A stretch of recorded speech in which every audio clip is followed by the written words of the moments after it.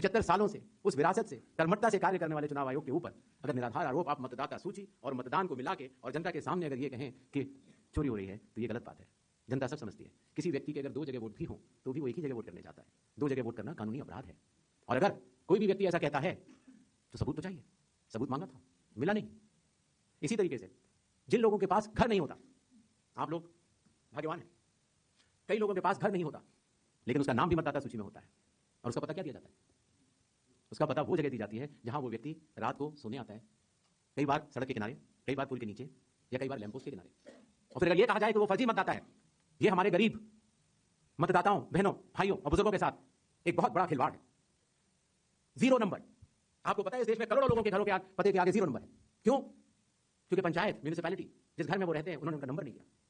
शहरों में unauthorised colonies है जहां उनको नंबर नहीं है, तो वो अपने फॉर्म में क्या पता भरें? तो चुनाव आयोग के निर्देश कहते हैं अगर ऐसा कोई भी मतदाता इस देश में है, चुनाव आयोग उसके साथ खड़ा है और उसको नोशनल नंबर देगा। और चूंकि कंप्यूटर में जब उसको भरते हैं तो वो 0 दिखता है। इसका अर्थ ये नहीं है कोई मतदाता नहीं है। मतदाता बनने की शर्तों में आपका पता इतना अनिवार्य नहीं है जितनी कि आपकी नागरिकता और आपके 18 वर्ष की आयु पूरा होना और जितना कि आप उस बूथ के आजू बाजू में रहते हैं। इन अनिवार्यताओं के तहत ही आपका वोट बनता है।